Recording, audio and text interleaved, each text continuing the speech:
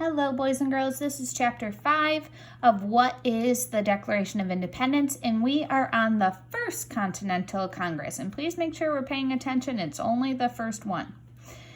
After the Tea Party, King George wanted revenge. The king was going to teach the colonists in Massachusetts a lesson. How did he punish them? In 1774, he had Parliament pass new laws. The colonists called them the Intolerable Acts. If something's intolerable, that really means you can't stand it. You can't even bear it. Intolerable means something so horrible you cannot stand it. Now, Boston Harbor was closed off. This was one of the major harbors in the northern colonies. Lots of countries sent ships to Boston to sell their goods. Boston was the third largest city in the colonies, behind Philadelphia and New York. So lots of business and trade took place in the city. The king decided there would be no trading until Massachusetts colony paid back the money lost from dumping all of that tea. The tea was worth somewhere between $1 to $2 million in today's money. Boys and girls, think about that. $1 to $2 million worth of money in tea. Massachusetts was then put under a strict control of a General Thomas Gage and the British Army. And here's who, and remember, the governors always are, and the generals work for King George in Great Britain. Now, all public meetings like the one Sam Adams organized were against the law. And now American colonists had to let British soldiers live in their homes. And right here you see that they didn't have a say. They had to let them stay in their homes. If a British soldier came knocking on your door, you had to let them in. The colonists were shocked by the Intolerable Acts. Imagine being forced to let soldiers of the king you hated live with you. Even colonists in faraway South Carolina and Georgia were furious about what was happening in Massachusetts. Something had to be done. In September 1774, representatives from all the colonies, except Georgia, began holding meetings in Carpenter's Hall in Philadelphia, Pennsylvania. Philadelphia was the biggest city in the colonies. Philadelphia is in what state or what colony? Pennsylvania. So it made sense for everyone to meet there. And there's Carpenter's Hall. And Carpenter's Hall was located near the center of the city. The organizers decided it was better to meet somewhere other than Independence Hall, which was the State House, because too many members of the State House were supporters of the king.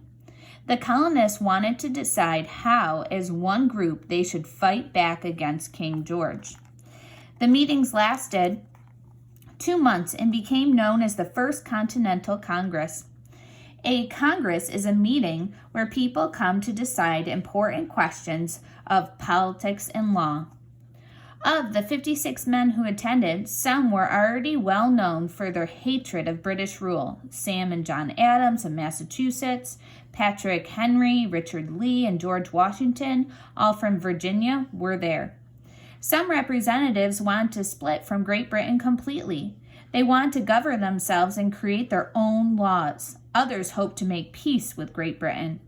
In the end, they reached a middle ground. A letter to King George III asked for the colonies to be represented in Parliament. Remember, Parliament's the British government. Sam Adams thought asking this was a total waste of time. Others, like Adams' cousin John, thought it was worth trying. The letter also asked for an end to all British taxes on the colonies, for Boston Harbor to be reopened, and for all British troops to leave the colonies immediately.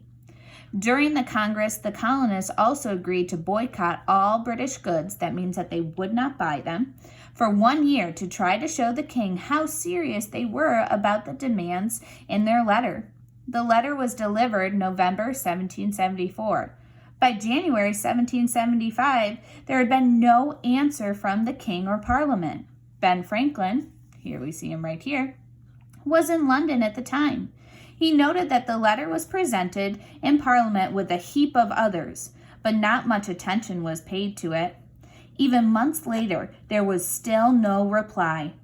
King George and Parliament simply ignored the letter. By nothing, the king was saying a lot. This pushed the colonists further down the road to war. After the First Continental Congress, militias were formed in every colony. Now, what is a militia? It's going to tell us right now.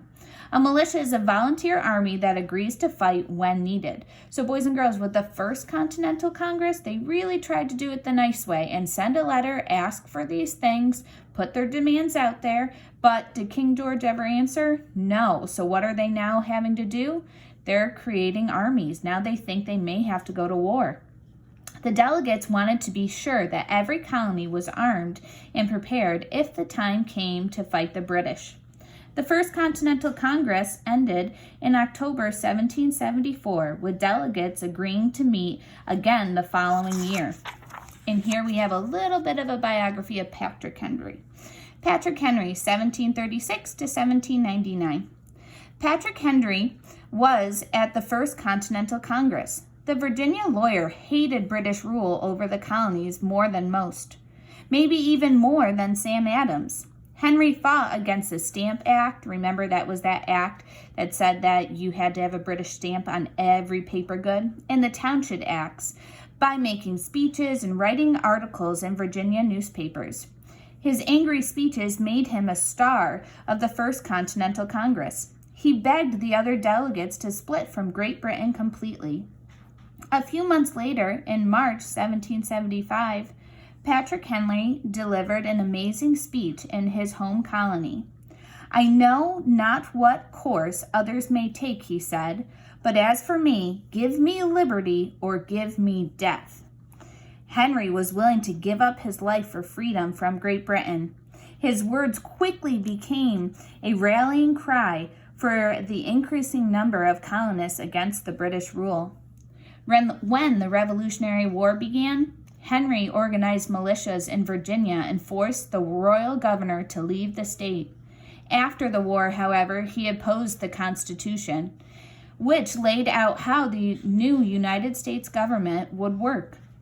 That was because he believed in the right of the states to make their own laws. He also said no to the offers from both President Washington and Adams to work for the new government. Henry died in 1799 at the age of 63.